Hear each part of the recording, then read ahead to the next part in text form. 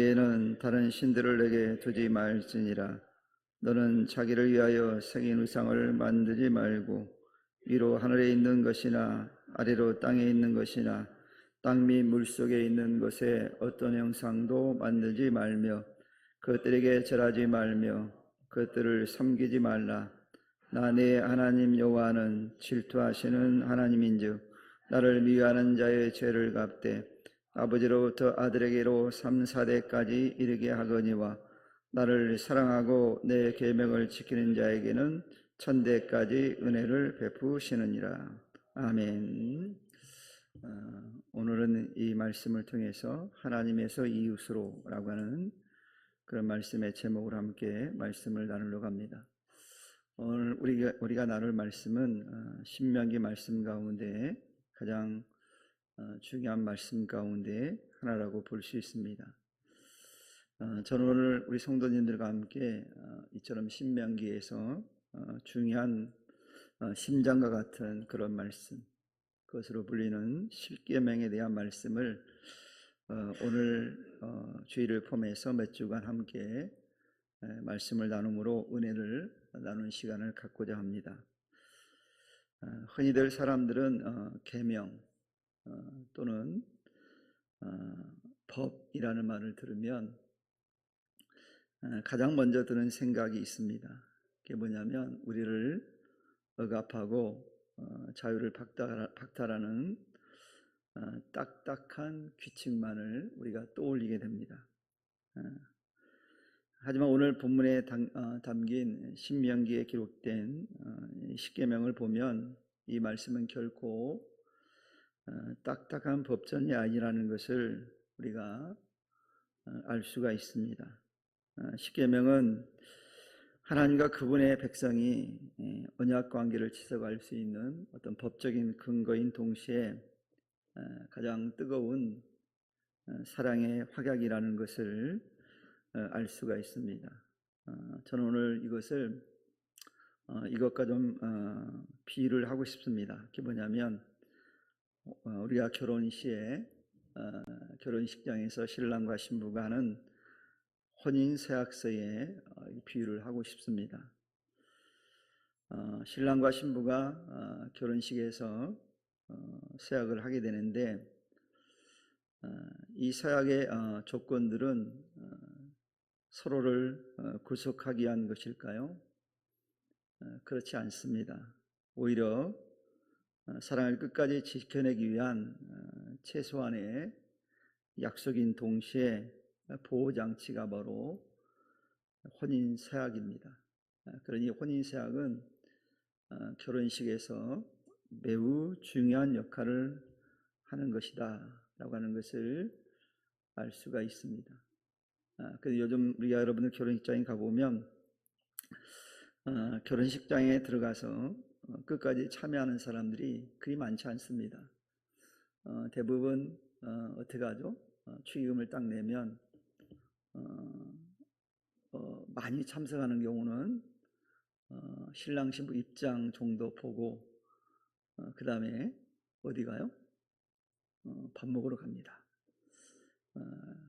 그래서 끝까지 참여하는 사람들은 관계된 사람들, 친구라든가 가족들은 끝까지 대부분 참여하는데 그 참여하는 것도 보면 그 이유가 있어요. 왜 참여할까요?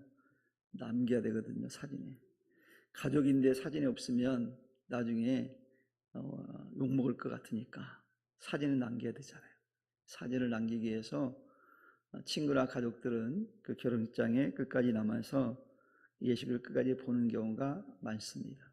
근데 대부분 많은 사람들은 가보면 식당에 가 있어요. 저도 그런 것 같아요. 뭐 친밀한 사람이거나 우리 가족 가운데 뭐 조카들이 결혼하는 경우는 저도 남겨야 되거든요. 찾으니까 뭐 작은 아빠를 찾고 삼촌을 찾고 이게 찾으니까 왜냐하면 증거를 남겨야 되니까 찍게 되어지거든요. 근데 요즘 보면 이 결혼식장에 가보면 결혼식이 진중하지 못하는 경우들을 참 많이 봅니다. 뭐 이벤트를 많이 하죠. 이벤트라고 해요. 이벤트를 해서 굉장히 가볍게 결혼식을 치르는 경우가 많습니다. 근데 그 가운데도 보면 이 서약만큼은 좀 요즘 젊은 세대들도 다르더라고요. 근데 독특하게 이제 또 서약을 하더라고요. 근데 그 서약의 내용을 보면 정말 좋은 내용이 있어요. 근데 제가 그걸 보면서 과연 쟤들이 저걸 지킬까? 라는 생각을 하고 있어요. 혹시 혼인서약할 때 서약을 기억하시는 분? 우리 세대는 다 알잖아요. 다 똑같았잖아요. 머리가 팥뿌리가 되도록 뭐 이런 부인만을 사랑하고 신랑만 사랑하고 신부만 사랑 이거잖아요. 그러니까 우리는 단순했어요. 근데 신랑과 신부가 사랑만 해주면 돼요. 우리 때는. 근데 요즘은 이게 많아요. 조건이. 평생 뭐 어쩌고 저쩌고 많더라고요. 그걸 들으면서 쟤들이 과연 저걸 지킬까? 라는 생각을 할 때가 있어요. 그래서 이벤트처럼 되는 거 저는 그런 결혼식을 별로 좋아하지는 않습니다. 적어도 저는 결혼식은 매우 진중해야 된다라는 생각을 하는 사람이에요. 그러면 이렇게 우리 목사님 굉장히 생각보다 고리타분하네. 제가 다른 건 굉장히 자유로운데 결혼식만큼은 그래요. 왜냐하면 두 남녀가 한 가정을 이루는 얼마나 중요한 일입니까? 서로 다른 문화, 다른 생활, 다른 환경에 자라다가 하나가 되는데 이게 쉽지 않은 거거든요. 그러니까 매우 중요한 거기 때문에 진중해야 된다 생각을 하거든요. 이 서약도 매우 중요하다는 생각이 듭니다. 우리가 서약은 왜 하는 거냐면 이유가 있어요. 사랑을 끝까지 지켜내기 위한 최소한의 약속이 서약이에요. 그리고 보호장치가 바로 혼인서약입니다. 매우 중요하죠. 얼마나 중요한 겁니까? 그런데 이 서약이 무너지는 주된 원인이 뭡니까? 이유가 있어요. 보니까 이 서약을 의무감 아니면 마지못해 지켜야 하는 짐으로 여기거나 가볍게 여기기 때문에 무너지는 경우가 있다라는 거예요. 가볍지 않은 건데 너무 가볍게 해버리기 때문에 가볍게 여긴다라는 거예요. 근데 우리는 예전 어르신들은 정말 팥뿌리가 되도록 했잖아요. 팥뿌리. 왜? 그 중요하게 여겼으니까. 그러니까 굉장히 중요한 거예요. 혼인서약이. 그래서 원래 혼인서약의 목적은 서로의 사랑을 확인하는 거예요. 그리고 서로를 보호하기 위한 장치가 바로 혼인서약이에요. 그러니 이것은 구속이 아니라 사랑을 전제로 하는 약속이 바로 혼인서약입니다. 그러므로 사랑이 전제되어 있지 않는 서약이라면 이 서약은 무너지게 되어 있는 거예요. 그러니까 사랑이 전제되어 있어야 되는 거예요. 이제 결혼을 앞둔 우리 청년들도 있는데 이게 중요하거든요. 그러니까 진중하게 서약을 하는 거예요. 이런 것처럼 만약 우리가 십계명을 하나님께 대한 의무감으로 아니면 마지못해 지켜야 하는 짐으로 여긴다면 우리는 이미 그 계명의 본질을 제대로 알지 못하고 있는 거예요. 못 깨달은 거예요. 아직 잘 모르는 거예요. 여러분, 하나님을 사랑하기에 그분의 음성에 우리가 귀를 기울이고 그분을 사랑하기에 그분이 싫어하는 일을 하지 않는 거거든요. 그것이 바로 십계명의 출발점이 돼야 돼요. 저 얼마 전에 어떤 젊은 사람을 만났는데 담배를 끊었다고 그러더라고요. 그래서 제가 물어봐서 결혼했어요? 그랬더니 결혼했대. 그래서 왜 끊었어요? 그랬더니 제가 짓고 있는 게 좀 있거든요. 그랬더니 아내가 싫어해서 끊었대요. 부인이 싫어해서 끊었대요. 이 사람은 괜찮은 사람이네. 그래 생각이 들었어요. 이게 쉽지 않거든요. 부인이 싫어해서 끊었다는 거예요. 그 속에는 어떤 의미가 담겨 있어요? 내가 사랑하는 부인이 정말 원하지 않는 것이기 때문에 내가 끊었다라는 거예요. 이거 쉽지 않아요. 혹시 우리 남자 집사님들 계시지만 부인이 싫어한다고 해요, 안 해요? 싫어해도 이렇게 잘하는지 몰라. 싫어하는 짓만 하잖아요, 우리가. 저를 포함해 우리가 부인이 싫어하는 짓 얼마나 잘합니까? 근데 진짜 사랑한다면 부인이 싫어하면 하지 말아야 되는 거예요. 여러분, 얼마나 보기 안 좋으면 하지 말라고 그러겠어요, 부인이 보기에. 부인이 보기에 좋지 않은 거는 정말 안 좋은 거예요. 제가 이렇게 젠틀해 보이고 부인한테 잔소리 안 들을 것 같잖아요, 집사람한테. 저도 많이 듣습니다. 똑같은 남성이거든요. 설교를 하고 있지만 저 똑같아요. 근데 아마 곰곰이 생각해 보면 정말 보기 안 좋은 거니까 하지 말라는 거거든요. 그럼 안 하면 돼요. 왜요? 사랑하니까. 사랑하는 사람이 원하니까. 제가 그걸 보면 그 얘기를 들으면서 그 친구한테 이 사람 된 사람이네 라는 생각을 해봤어요. 그래서 우리는 하나님이 우리를 사랑하는데, 내가 하나님을 또 사랑하는데 그 하나님이 싫어하는 걸 하지 않는 것, 이것이 바로 십계명의 출발점이라는 걸 우리가 새겨야 돼요.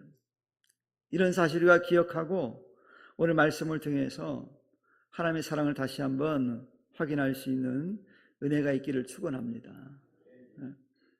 출애굽기 20장에 보면 십계명이 처음 선포될 때의 광경이 언급되어 있거든요. 그래서 하나님이 그곳에 임재했거든요. 시내산에. 산이 막 진동하는 거예요. 백성들이 그 거룩한 위엄 앞에 막 두려움이 느껴졌어요. 그래서 너무나 두려운 나머지 백성들이 모세에게 이렇게 갑니다. 당신이 중간에서 말씀을 해주십시오. 우리는 직접 하나님을 볼 수 없으니 당신이 하나님과 우리 사이를 좀 중재해 주십시오라고 백성들이 모세에게 부탁을 하는 거예요. 여러분, 이 장면은 매우 중요한 영적 원리를 우리에게 보여주고 있어요. 하나님 말씀은 모든 인류를 대상으로 선포된 거거든요. 시내산의 모습을 보면 이 하나님 말씀은 모든 인류가 대상이에요.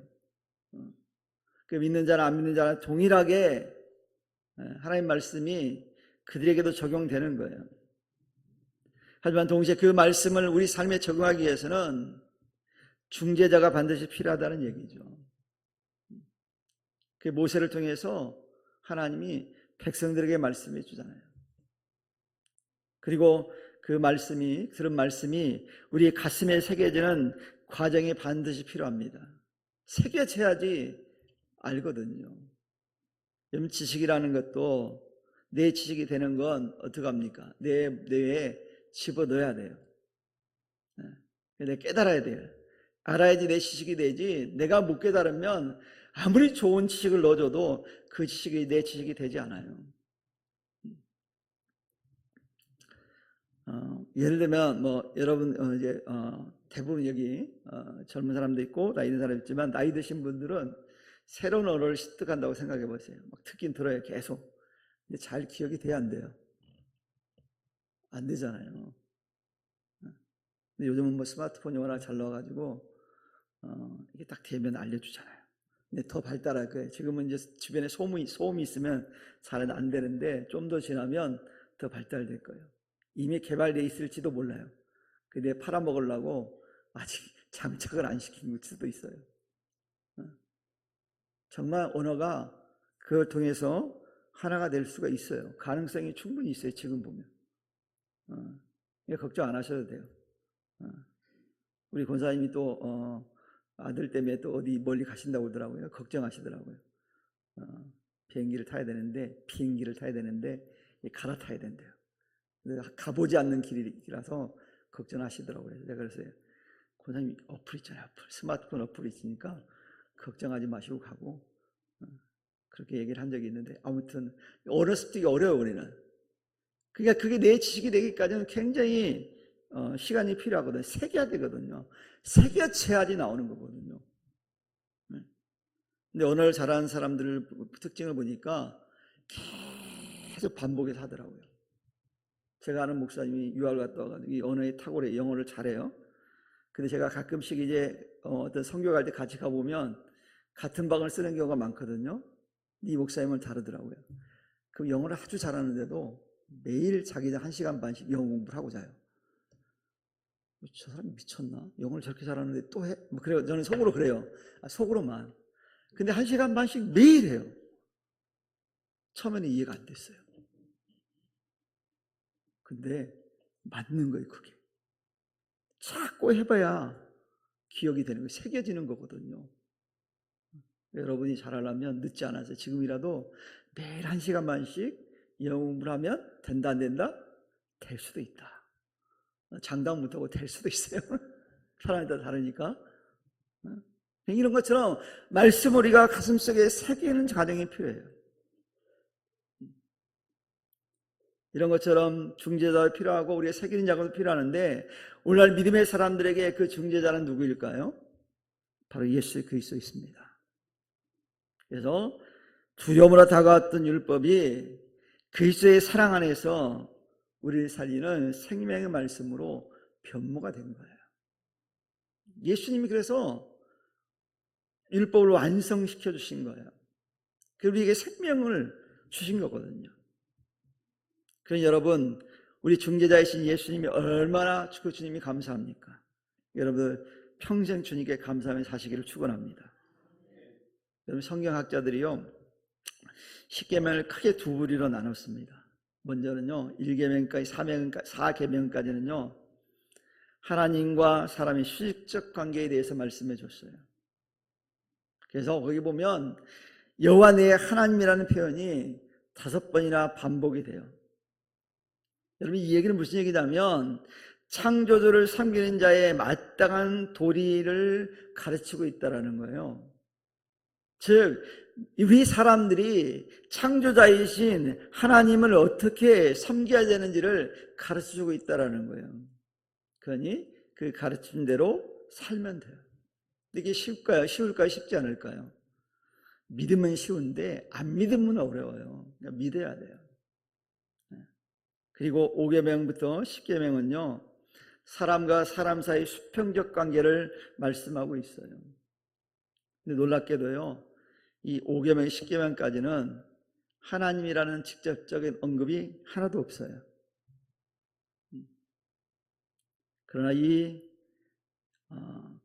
10계명의 구성이 우리에게 주는 메시지는 아주 명확해요. 무슨 얘기냐면 하나님을 진정으로 사랑하는 사람은 반드시 자기 곁에 있는 이웃을 사랑하는 삶으로 나가야 된다는 말씀이에요. 하나님 사랑하는 거로 끝나는 게 아니라 자기 곁에 있는 이웃을 사랑하는 거예요. 이웃은 누굴까요? 여러분 이웃은 내 배우자도 될 수 있고 내 자녀도 될 수 있고 내 친구도 될 수 있고 내 부모도 될 수 있어요. 그게 이웃이에요. 그래서 이웃 사랑이 그래 중요한 거예요. 10계명은 이게 다 담겨져 있어요. 그래서 10계명은 이렇게 정의를 할 수 있어요. 뭐라고 말할 수 있냐면 여호와 너의 하나님으로 시작해서 너의 이웃으로 막을 내리는 거예요. 시작을 하나님으로 시작해서 마무리는 이웃으로 마무리돼야 된다는 거예요. 그러니까 하나님을 사랑한다고 하는데 이웃을 사랑하지 않으면 마무리가 안 된 거예요. 마무리가 안 되면 끝난 게 아니잖아요. 제가 야구를 굉장히 좋아하는데 야구에는 그런 얘기합니다. 투수 노름이다. 공을 던지는 사람 말하는 거예요. 야구를 보는데 설명하면 기니까 야구는 던지는 사람이 있고 치는 사람이 있거든요. 던지는 사람이 잘 던져야 돼요. 처음에는. 그래서 야구에는 우리가 처음 시작할 때 우리나라 그러지 않는데 원래는 야구는 이렇게 있어요. 선발 투수 있고 중간계 투수가 있고 마무리 투수가 있어요. 이 마무리 투수는 8회나 9회를 잘 막으면 돼요. 대부분 9회에 나와서 3명의 타자를 아웃시키고 끝나는 경우가 많거든요. 별로 중요하지 않는 것 같죠. 근데 야구가요 8회, 9회에 점수가 많이 납니다. 그 얘기는 뭐냐면 마무리를 하는 게 중요하다는 거예요. 시작도 잘해야 되지만 마무리를 잘못하면 안 되는 거예요. 저는 기아 타이거즈 팬이에요. 어저께 졌더라고요. 왜 졌냐면 마무리를 잘못한 거예요, 투수가. 그게 진 거예요. 역전 당해 준 거예요. 역전했다가 또 역전해서 진 거예요. 마무리가 그만큼 중요해요. 마무리가 안 되면 아무 소용이 없어요. 여러분 음식도 여러분 하시니까 주부들이 많으니까 음식 할 때도 뭐가 중요해요? 시작도 중요하지만 어떻게 시작해서 넣느냐 중요하지만 마무리, 정점을 찍는 게 중요해요.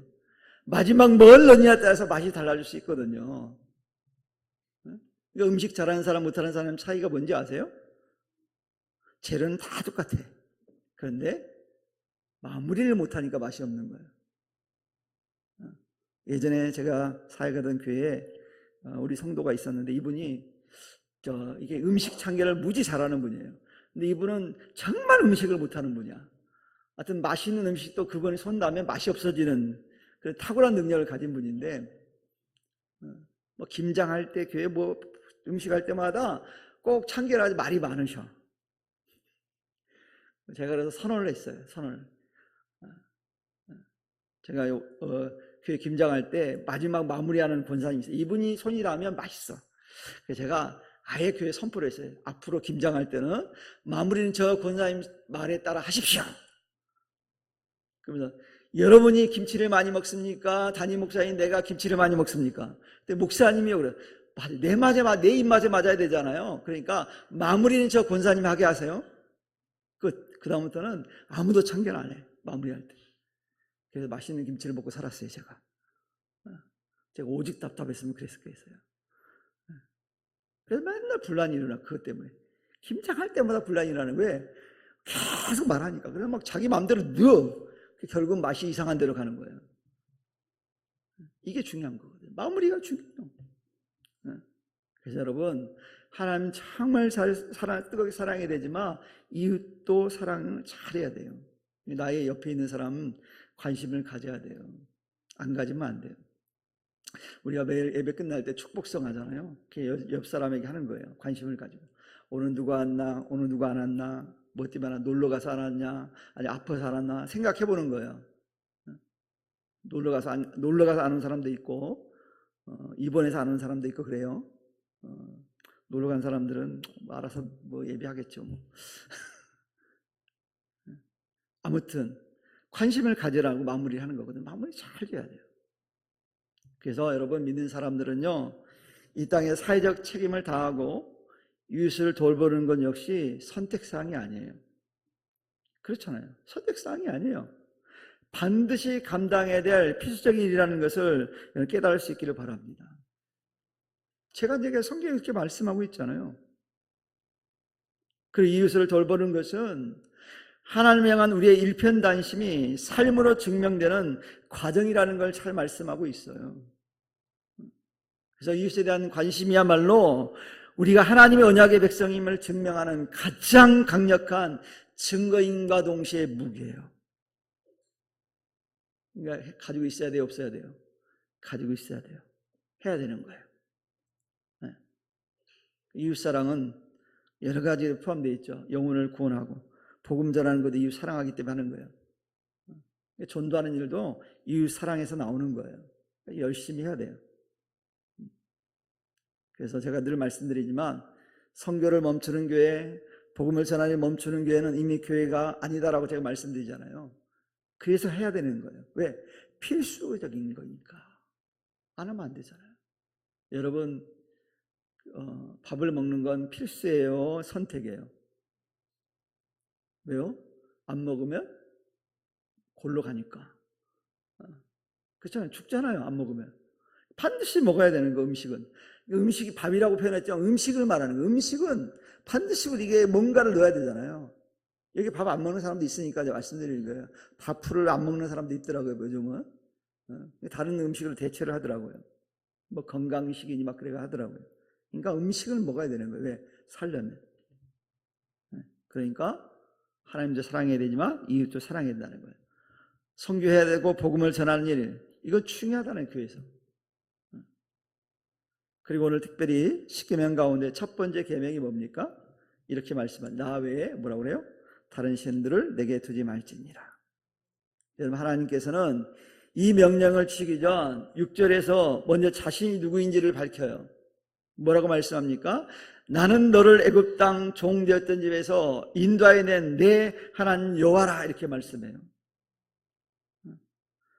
즉 무슨 얘기냐면 무조건적인 복종을 요구하신 독재자가 아니라 너희를 죽음의 고통에서 너희를 건져내신 구원자라고 말씀하는 것. 즉 우리를 구원해신 구원자라고 말씀하고 있는 거예요. 여러분 이 말씀을 잘 기억하시기 바랍니다. 매우 중요한 얘기거든요. 왜 중요한지 좀 이따 말씀드릴게요. 여러분 이것은 이렇게 우리가 설명드릴 수도 있어요. 남편이 아내에게 혹은 아내가 남편에게 요구하는 절대적인 사랑과 같은 거거든요. 여러분 결혼한 배우자가 서로에게 일편단심을 요구하는 거 무리한 욕심이에요?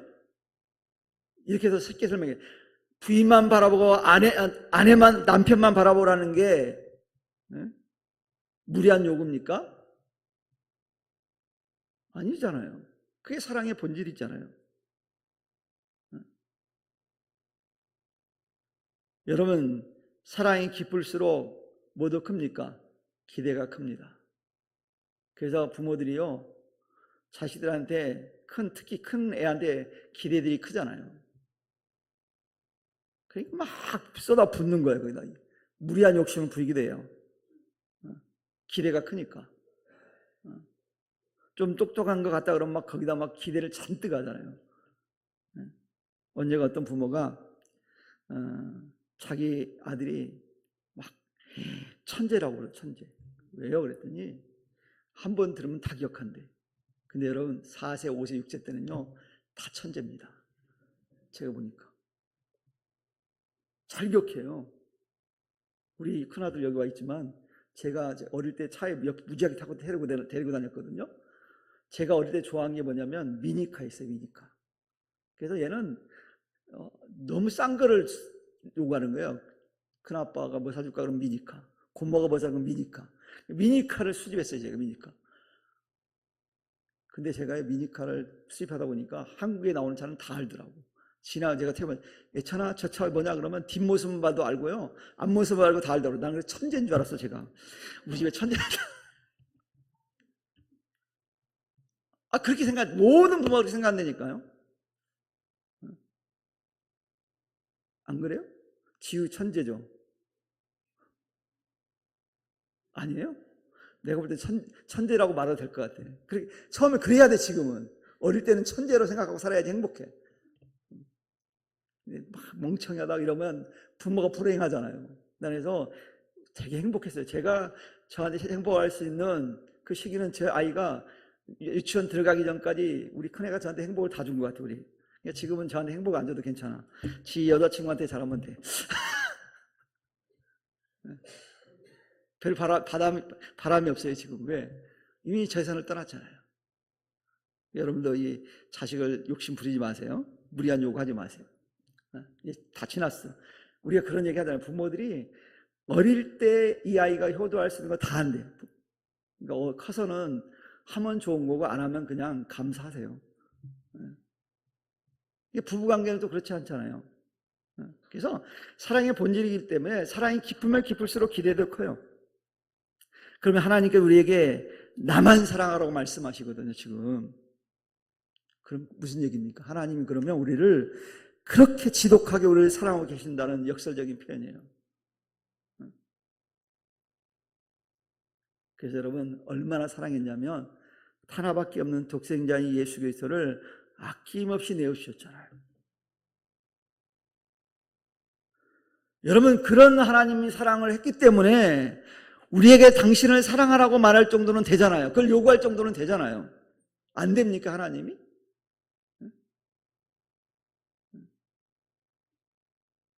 그러니 사랑하는 성도 여러분, 이런 하나님 요구에, 그 사랑의 요구에 기꺼이 응답할 수 있는 우리 성도 되기를 축원합니다. 이 정도는 할 수 있잖아요. 하나님이 우리 구원해 줬는데, 절대적인 사랑을 하셨는데. 여러분 부활하신 주님께서 베드로를 찾아오셨습니다. 근데 베드로는 어땠어요? 예수님 십자가 지실 때 배신한 제자예요. 주님을 부인하고 저주까지 한 사람이에요. 근데 그 주님께서 베드로를 찾아옵니다. 그리고 베드로에게 묻죠. 주님 뭐라고 묻습니까?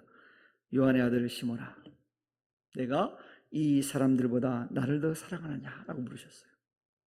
이 사람들보다, 여기 있는 사람들보다 네가 정말 나를 사랑하느냐라고 물으셨어요. 여러분, 이 주님의 물음, 십자가에 지기까지 생명을 내주신 분으로서 베드로에게 충분히 물어볼 만한 물음이잖아요. 자기를 부인하고 배신한 베드로를 위해 십자가를 지셨는데 이 정도 물어볼 수 있잖아요. 물어보면 안 됩니다라고 그래요? 물어볼 수 있잖아요. 여러분, 부모들이요, 자녀들 물어볼 때 그 물음 정도는 잔소리를 여기지 말고 대답 좀 해줘요. 자식들 왜 잔소리 하냐고 막 부모한테 그러지 말고, 똑같은 말 한다고 그러지 말고, 니도 나이 들어봐, 다 똑같은 말 하지. 그러니까 그렇게 말하지 말고 대답 좀 해줘요. 속 터지니까 안 하면. 물을만 하잖아요. 이 땅에 태어나게 해줬는데 한번 물어볼 만 하잖아요. 부모가 자식한테. 그것도 못 물어보면 부모예요. 그죠? 안 그래요? 저만 그런 거예요? 물어볼 만 하잖아요. 아들한테 딸한테 물어볼 만 하잖아요. 성집사님 물어볼 만 하죠. 엄마가 딸한테 물어볼 만 하잖아요. 집사님 안 그래요? 물어볼 만 하죠. 권사님 물어볼 만 하죠. 주님이 물어볼 만 한 거예요. 충분히. 그랬더니 베드로가 참 멋진 대답하잖아요. 뭐라고 대답해요? 베드로가 주님, 그러하나이다. 내가 주님을 사랑하는 줄 주님께서 아시지 않습니까? 얼마나 멋진 대답입니까? 정말 내가 주님을 사랑합니다. 주님이 그거 잘 아시지 않습니까? 여러분, 베드로는 주님이 오신 순간부터, 아니 오시기 전부터 주님을 사랑했잖아요. 그가 부인하고 난 다음에 얼마나 통곡했습니까? 주님의 사랑을 알았기 때문에 통곡한 거예요. 그 회개하고 돌아섰잖아요. 그러니까 이 고백을 할 수 있는 거예요. 그래서 예전 같으면 막 베드로가 그랬을 거예요. 아니 그걸 몰라요. 주님 막 따졌을 텐데 또 말도 못하고 그냥 주님 그렇습니다. 주님이 아시지 않습니까? 여러분, 이 베드로의 고백이 베드로의 고백에 그치지 말고 우리의 고백이 되기를 축원합니다. 두 번째 계명이 뭐예요? 우상을 만들지 말라는 거예요. 너는 자기를 위해서 새긴 우상을 만들지 말고 그랬어요. 여러분, 이스라엘 역사는요, 저는 이렇게 표현하고 있습니다. 이스라엘 역사는 시선의 실패다. 그들은 하나님만 바라보아야 했으나 가나안의 화려한 풍요와 이방 신들의 형상에 마음이 빼앗겨 버렸어요. 세상의 화려함에 그냥 넘어간 거예요. 세상의 즐거움에 넘어간 거예요. 우리가 믿음 생활하면서도 그런 경우 있잖아요. 세상의 즐거움이 그리워서 가버린 사람이 있어요. 성경에 나와요. 대마가 그런 사람이잖아요. 신앙생활 하보니까 세상이 너무 아쉬워. 그래서 거기 갔어요. 한때 마가도 그랬거든요. 마가도. 구약에 나오는 로세 아내도 그랬거든요. 마음을 빼앗겨 버린 거예요. 심지어 우리가 잘 아는 지혜의 왕이었던 솔로몬조차 노년의 이방 여인들의 신들을 궁궐에 들임으로써 실패의 길을 걸었거든요. 그래서 언젠가부터는 성도들은 그런 얘기합니다. 자녀들을 태어났을 때 솔로몬과 같은 사람이 되게 해달라고 기도하지 말라고. 솔로몬은 실패자거든요. 실패하면 안 되잖아요, 내 자녀가. 시작은 정말 멋지겠는데 마무리가 안 된 사람이에요. 제가 그랬죠. 마무리가 중요하다고. 여러분, 8회 말까지 이기다가 9회 말에 역전당에 지면, 마무리 못해 지면 지는 거예요. 신앙생활 그래서 잘해야 돼요. 끝까지 경주를 해야 돼요. 성경은 신앙을 경주로 비유하잖아요. 그러니까 중간에 약간 실수할 수도 있고 바톤 떨어뜨려 다시 지울 수도 있는데 완주하는 게 중요해요. 완주하는 게. 솔로몬은 실패했거든요. 여러분, 사랑이라는 게 뭐예요? 사랑은요, 한 곳에 집중하는 거예요.